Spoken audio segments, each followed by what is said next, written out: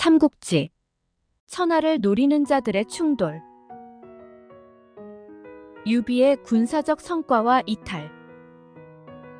유비는 조조의 세력에서 독립하여 자신의 길을 걷기 시작한다.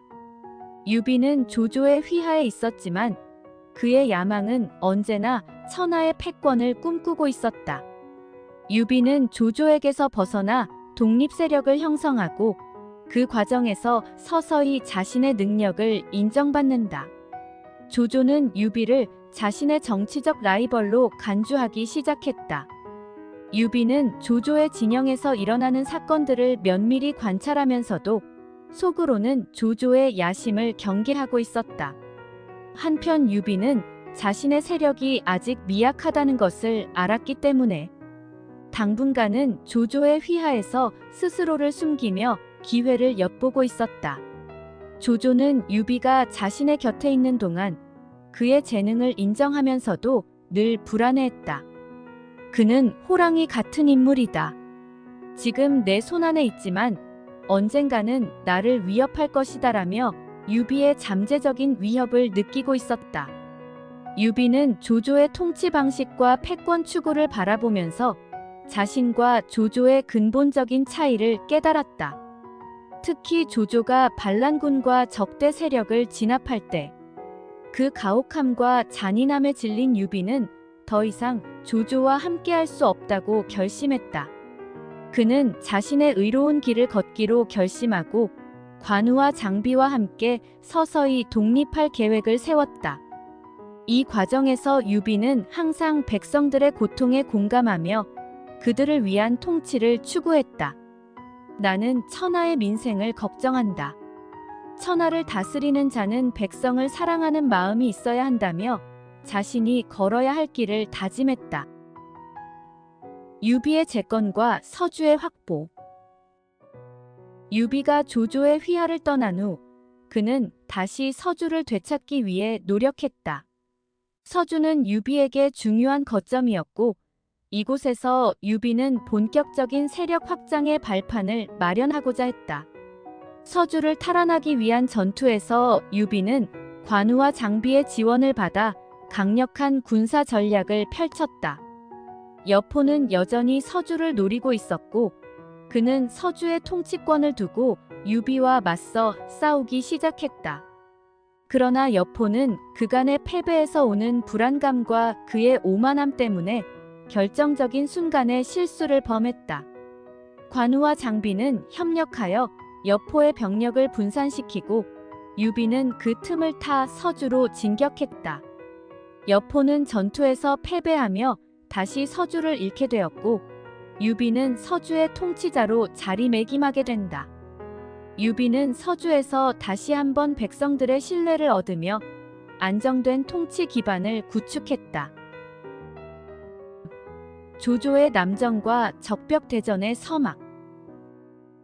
조조는 천하의 패권을 향한 야망을 멈추지 않았다. 그는 서서히 남쪽을 정벌하기 위한 계획을 세우고 손권과 유비를 압박하기 시작했다. 이 과정에서 조조는 강력한 해군을 이끌고 장강을 넘기 위한 준비를 마쳤다.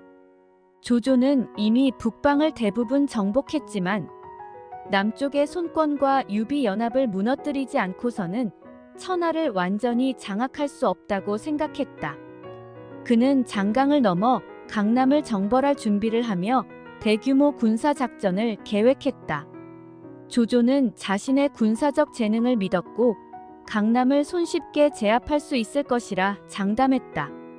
그러나 조조는 남쪽의 지리적 특성과 해양작전에 대한 이해가 부족했다.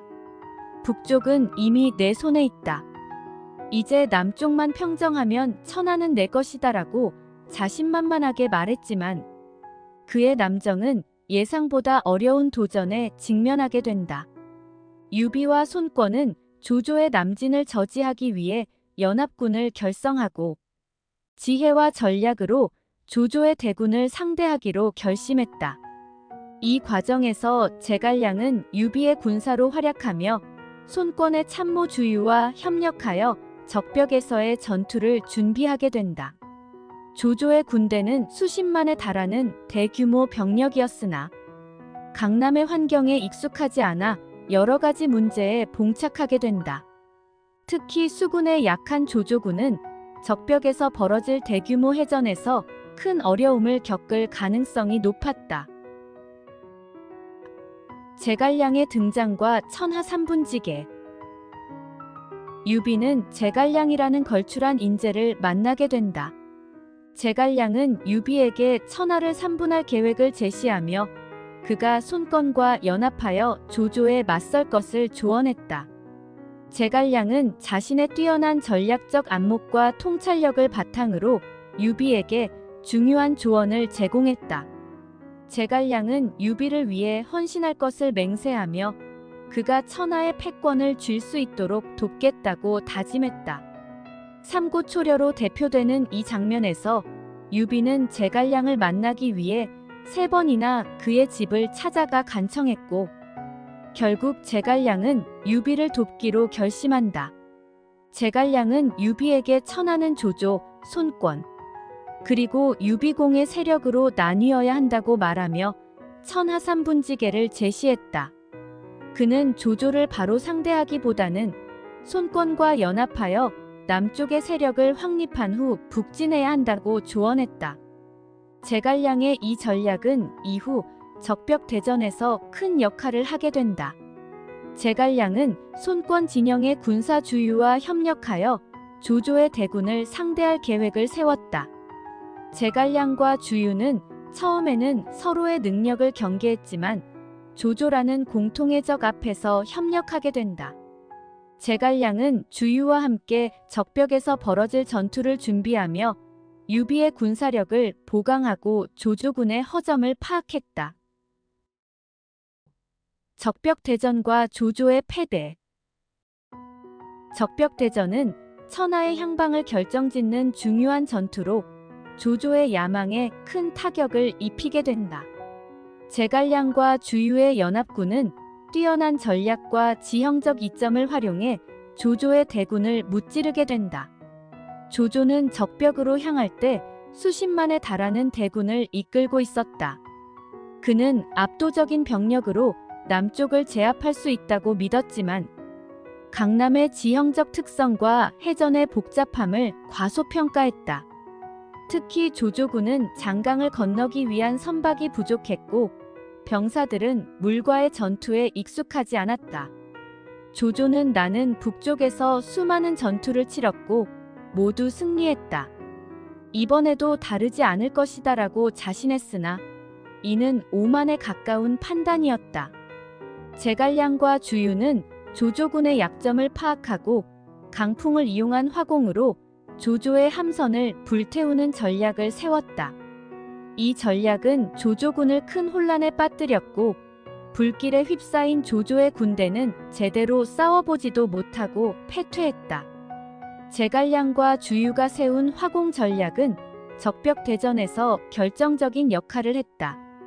조조는 강풍의 방향을 간과하고 있었으며 제갈량은 이 기회를 이용하여 화공을 감행하기로 결심했다. 강남의 겨울철은 강풍이 서북쪽에서 남쪽으로 부는 것이 일반적이었지만 제갈량은 날씨와 바람의 변화를 예측하고 있었고 조조군이 남쪽으로 배치되었을 때 바람이 반대로 불 것을 예상했다. 결국 제갈량과 주유의 계획대로 바람이 바뀌자 연합군은 불타는 배를 조조의 함선으로 돌격시켰고 불길은 급속도로 번져 조조군의 함대 전체를 집어삼켰다. 조조군은 당황하여 제어할 수 없었고 군대는 대혼란에 빠졌다. 특히 조조의 병사들은 해전에 익숙하지 않아 불길이 번지자 제대로 저항하지 못한 채 빠르게 패퇴했다. 조조는 불타는 전장을 보며 크게 절망했다. 불과 며칠 전만 해도 자신의 병력이 압도적이라 여겼지만 자연의 힘과 전략의 중요성을 다시 한번 깨닫게 된다. 불타는 함선과 죽어가는 병사들을 보면서 조조는 내가 하늘의 뜻을 거스르려 했구나라며 땅을 치고 후회했다. 조조는 적벽에서 대패한 후 남은 병력을 이끌고 황급히 북쪽으로 퇴각하기 시작했다. 그는 전투에서 패했을 뿐만 아니라 자신의 자만과 오만함으로 인해 수십만의 병사들을 잃었다. 퇴각하는 과정에서도 조조군은 식량 부족과 질병, 그리고 연합군의 추격에 시달렸다. 이로 인해 그의 병력은 더욱 큰 타격을 입었고 조조는 겨우 목숨을 건져 후방으로 돌아가게 되었다. 조조는 패배의 충격을 견디기 힘들어하며 자책했지만 그의 권력은 여전히 강력했다. 그는 패배에도 불구하고 패권을 포기하지 않았고 이후에도 천하를 제패하기 위한 새로운 전략을 모색하게 된다. 천하의 균형. 적벽대전 이후 천하는 세 세력으로 명확하게 나뉘게 되었다. 조조는 여전히 북방을 장악하고 있었지만 그 영향력은 적벽에서의 패배로 인해 흔들리기 시작했다. 손권은 강남을 중심으로 독립적인 세력을 구축하였고 유비는 제갈량의 전략과 연합을 통해 점차 서쪽을 공략하며 세력을 확장했다. 유비는 적벽대전에서 승리한 이후 그동안 약세였던 서쪽 지역에서 자신의 입지를 강화할 기회를 얻게 된다. 그는 점차 서쪽 지역으로 눈을 돌려 제갈량의 조언에 따라 그곳을 장악하기 위한 준비를 하게 된다. 유비는 군사적 능력뿐만 아니라 민심을 얻기 위한 정책을 병행하며 자신이 진정한 천하의 주인으로 성장할 수 있는 기반을 마련하게 된다.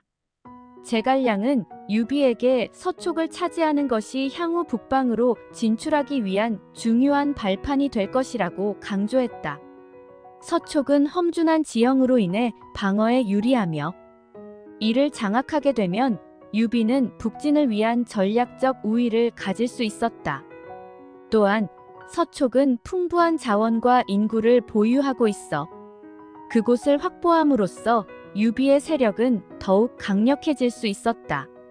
제갈량은 천하는 세 힘이 서로 견제하며 균형을 이루고 있다. 이제 우리가 서쪽을 차지하면 그 균형을 깨고 새로운 질서를 만들 수 있을 것이다라며 유비에게 서촉 정벌을 서두를 것을 촉구했다.